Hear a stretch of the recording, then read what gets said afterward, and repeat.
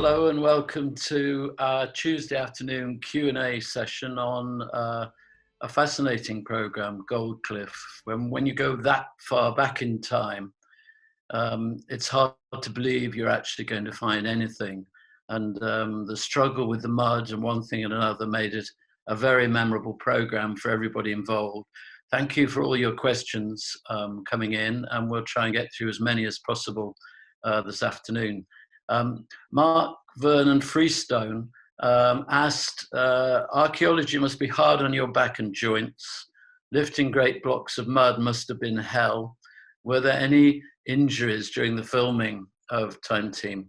When you go into pubs and meet up with archaeologists who've been at it all their life, they often have really bad backs, knees and joints and one thing and another. It is a fairly physically tough event. On Time Team, we had to be extremely careful. We had always professional medics on hand. And luckily, the accidents that were sustained were usually fairly minor. We had to look after our diggers, and it was very important that we didn't strain things. But having said that, it's a tough old job, and going through trenches with spades and pickaxes can be tough. So I'm sure there were some fairly aching backs at the end of the day. Next question is from Larissa. Hi, Larissa. Can you explain why the footprints didn't get filled in with the next tide or with silt before the mud hardened permanently? I think there tends to be, you've got 3 or 4 different materials, and once the hole is made, the water tends to flow back in and fill that print. And gradually the finer silts put a sort of almost a sealing layer over what's on the inside of a hole. You can see this if you take some mud from a field and shake it around and then let it settle. And you'll get coarser materials on the top, which tend to wash away easily. You get finer and finer materials. And I think it's probable, we can never really know, but it's probable that this effect of a finer layer of silt almost sealing that print might be an explanation for what you're asking. Julie Rampke, hi Julie. She watched the excavation, looked at the methods. Have methods improved to hasten and ease the process? That sort of foreshore work, I'm not sure there's anything very much that has improved. I've got a feeling if we were doing it now, we might have had some kind of hoist. But if you're going to lift a block of mud, which is what we wanted to do, and take it out and put it on the foreshore and do it separately, an excavation separately somewhere, you're pretty much going to have to do what we did. I know in some cases there's diving archaeologists who use a large suction thing, a bit like a vacuum cleaner, which drags up the material, the sediments. But in the case of the mud that we were looking at, it was too heavy and full of clay to easily get at. And we had to use, as you probably saw, a cement mixer on the broken up pieces to flush them out. So I think there's probably, that's probably pretty much the way we do it today. Larissa, again, has anybody been back out to this site to grab some more of the foreshore? Why did the Mesolithic people spend winters at the water? I think they'd be warmer away from the open. Was the food easier to get? This sort of seasonal movement between the highland of hunting and the coastal regions is something that's very typical, and it's a very complicated subject. So I think I'd like to ask an archaeologist who really knew this area. But if you think about it, to an extent, although water and exposed areas feel like they're cooler, in fact, in the winter, the effect of the Gulf Stream, particularly in Western Britain, can actually make those coastal regions less harsh, less extreme than the upper highland areas where you get cold, frost, things like that. So there's a kind of an argument for coming down to the coast and particularly living on things like mollusks. I know when we've done sites where we've seen middens, you get an extraordinary number of shellfish. The ability of our ancestors to sit down and have a good set of limpets and other rather wriggly things seems to be fantastic. They lived on this stuff, and you get great huge piles of mussel shells and all sorts of things, whelks, which goodness knows how you get those out of a shell if you're hungry, but they clearly loved them, and that would have been a winter diet for them. Then as the weather gets better, they'll be hunting on the higher moor, particularly for things like deer. So I think that might explain a little bit of that movement. But it is a fascinating thing about the Mesolithic. You've got a group of hunter-gatherers, and they go where the easiest source of food is and the most comfort that can be found. And for me, it's one of the most fascinating periods of archaeology.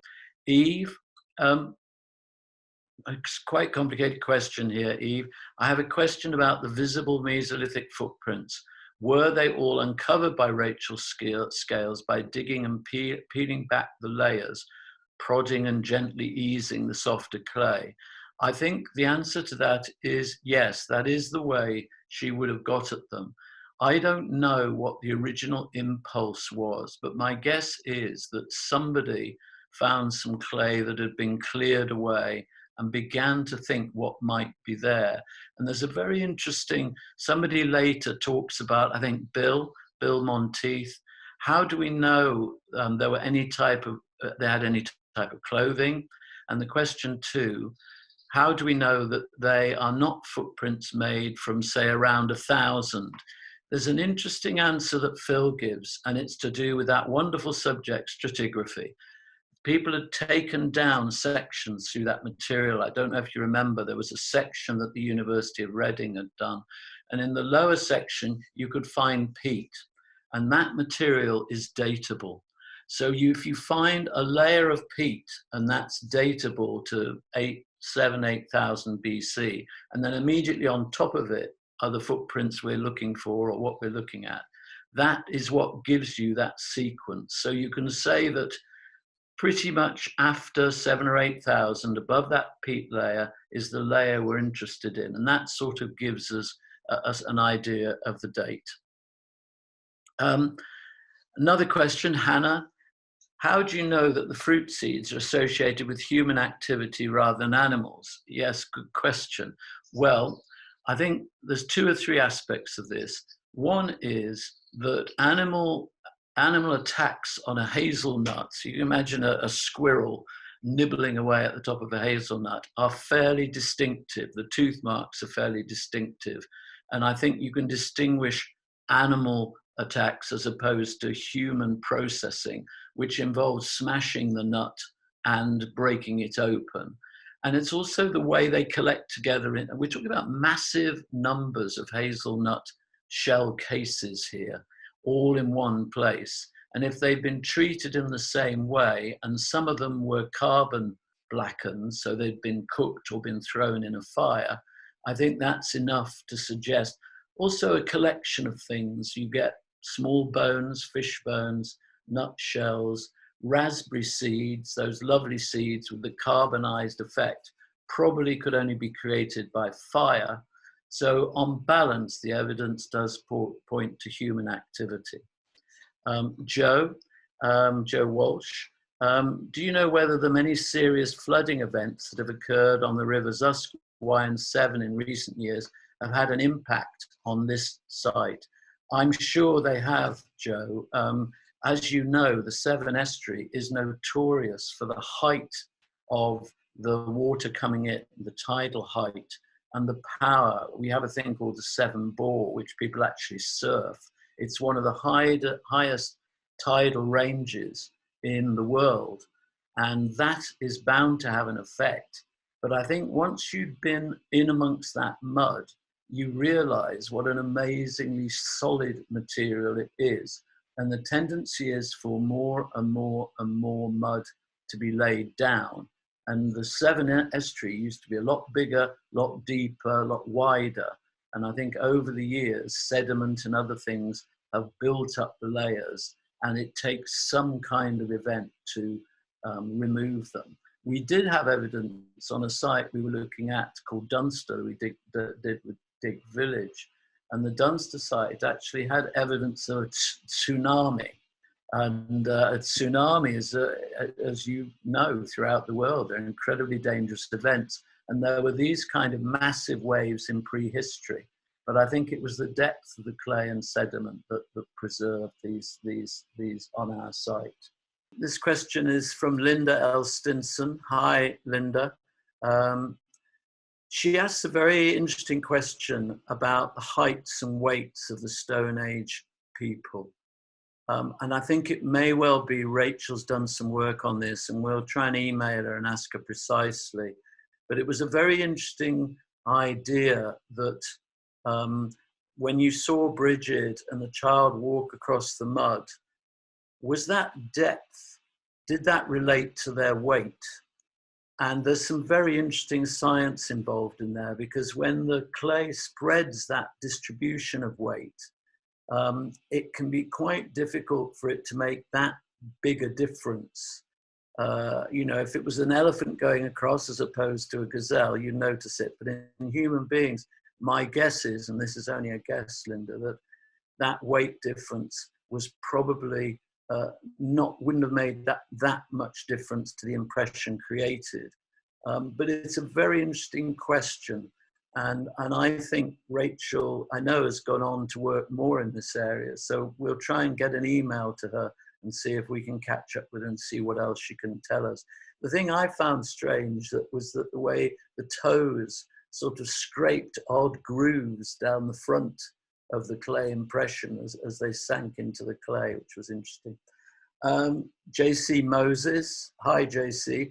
Footprints, what keeps them from being obliterated by modern people inadvertently walking over the top?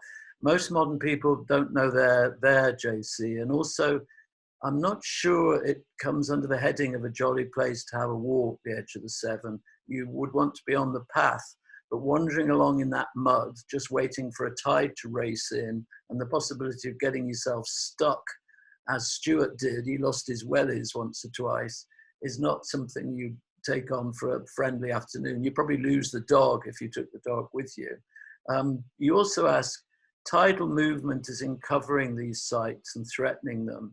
It seems that there's a lot of going on. You mentioned sea henge. Is this related to climate change? I think it clearly is. There's entire archaeological organizations now devoted to looking at the effect of what is generally called coastal erosion. The effect of that sea getting nearer, taking away the remains of the coast, undermining it very quickly. We're seeing all over Britain, and all sorts of sites are actually coming to light. And Gus Milne at the University of London, UCL, I think Gus is. Gus and his team have been doing a project on this, which is pretty fascinating. But I think it's pretty much the case that there is an effect from climate change. Waters are increasing, storms are increasing, and all those things are revealing more sites. And in the case of Sea Henge, which is a very memorable program, I remember that, again, we were removing material that in the next 2 or 3 months would have been gone. The amount of archaeology that's just washed away by this process must be huge, and we can only do a limited amount of it. Larissa asked me, is it hard for you and others to remember each dig separately? It's a strange business, Larissa, because I was talking with Stuart the other day on our, what we call Radio Stuart moment, and every site was different and unique, and some are slightly more memorable than others, but it is amazing. We did over 220 sites, and if you left Phil, I, Stuart, Carenza, Helen, and John all together with a half pint sort of thing each, we could probably natter away about these places for hours. So I look forward to telling you a bit more about the next site, which will be coming up next weekend, Team Teatime at 6 o'clock. We've got another cracker for you, and I hope you'll be able to join us. Please keep the questions coming in. I'll hopefully be joined by someone next week, so there can be 2 of us trying to answer your questions. And in the meantime, please stay safe and well.